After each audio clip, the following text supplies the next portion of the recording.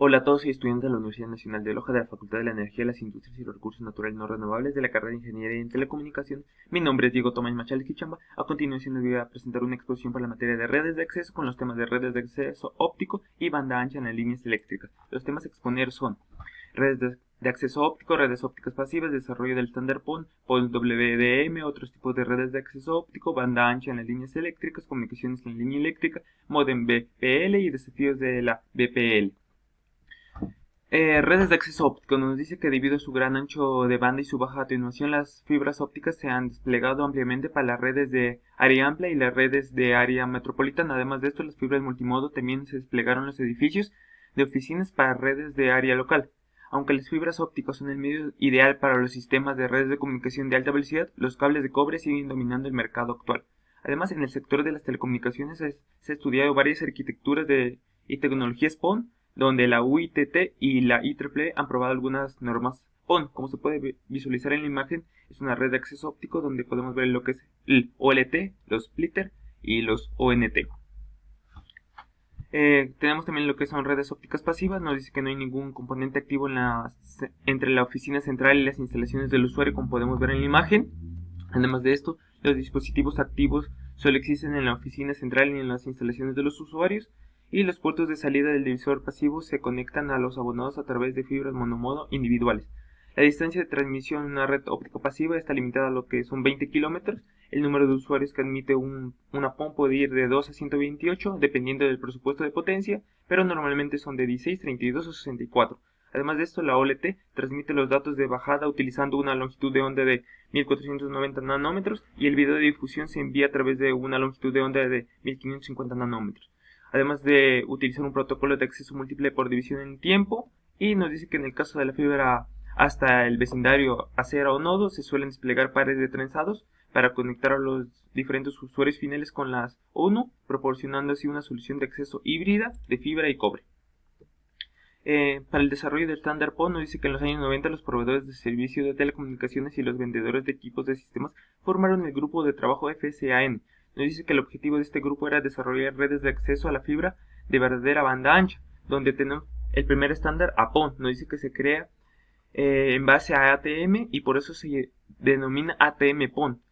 APON admite lo que son 622,08 megabits por segundo para la transmisión descendente, y para el tráfico descendente en cambio 155,52 megabits por segundo. Además, el tráfico de voz y datos descendentes se transmite con una longitud de onda de 1490 nanómetros y el video descendente con una longitud de onda de 1550 nanómetros. Y por último, el tráfico ascendente nos dice que los datos de usuarios se transmiten con una longitud de onda de 1310 nanómetros. En cambio, para el estándar BPON nos dice que es una mejora de APON con mayor velocidad de datos y protocolos de control. Admite una velocidad máxima de datos de bajada de 1,2 gigabits por segundo y una velocidad máxima de datos de subida de 600 megabits por segundo. Y nos dice que la norma UTT G983 también especifica la asignación dinámica del ancho de banda, las interfaces de gestión y control y la protección de la red.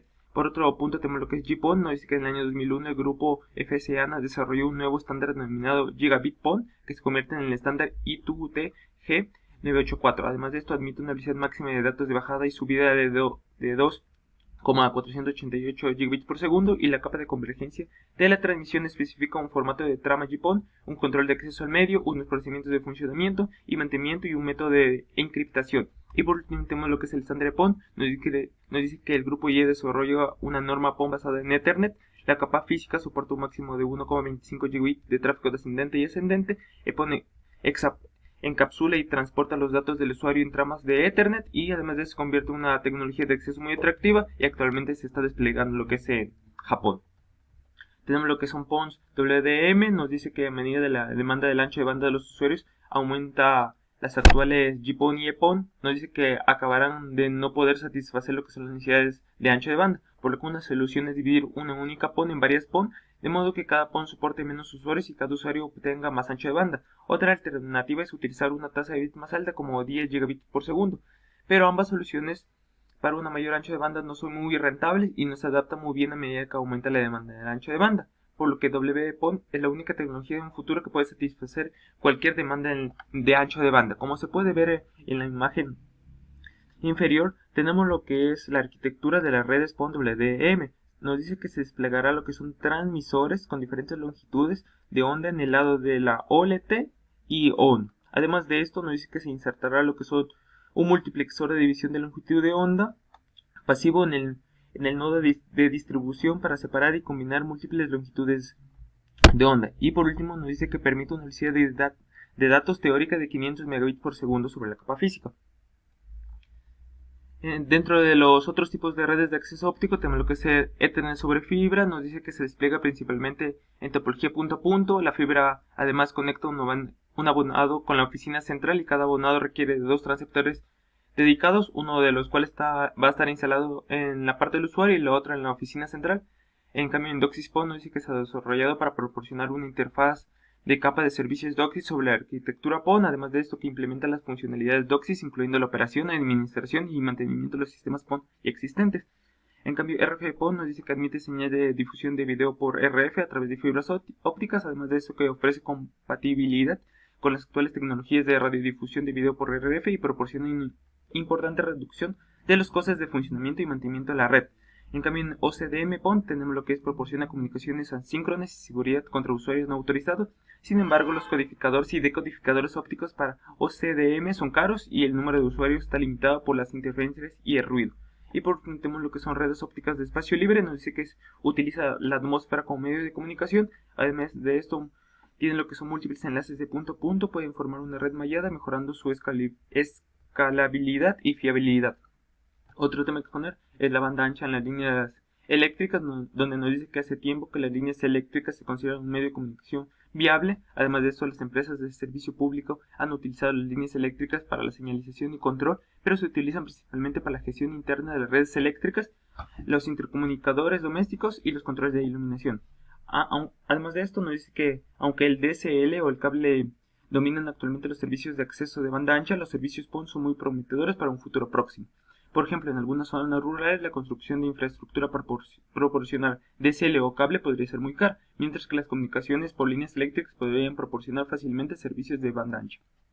Sin embargo, en la actualidad la tecnología de comunicación por línea eléctrica y su potencial de mercado aún sigue sin desarrollarse.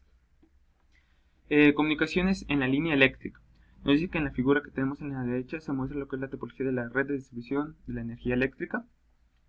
En la energía trifásica generada en una central eléctrica entra una subestación de transmisión donde esta energía trifásica generada por los generadores se convierte en tensiones extremadamente altas para su transmisión a largas distancias por la red de 155 a 700 kV. Además de esto, la banda ancha a través de las líneas eléctricas utiliza las líneas eléctricas de media tensión para transmitir datos y desde así para cada casa, como se muestra en la figura de las líneas eléctricas hasta cada una de las diferentes casas. Y normalmente se instalan repetidores a lo largo de las líneas eléctricas para la transmisión de datos a larga distancia y algunos dispositivos que permiten que las señales RF eviten los transformadores. Otro tema es el modem VPL. Nos dice que un modem VPL se conecta a una toma de corriente común en la pared y envía y recibe datos a través de una línea eléctrica. Además de esto, que en el otro extremo del modem VPL se conectan a ordenadores u otros dispositivos de red mediante cables Ethernet. Además de esto, los modems VPL transmiten a frecuencias medias y altas desde unos pocos megahercios hasta decenas de megahercios. Nos dice que las velocidades de transmisión de datos de un modem VPL oscilan entre cientos kilobits por segundo y algunos megabits por segundo. Además de eso, que se puede utilizar varios esquemas de modulación para las comunicaciones por línea eléctrica, como lo que es la modulación ASK y la modulación FSK, y las nuevas tecnologías DMT, DCC y OFDM.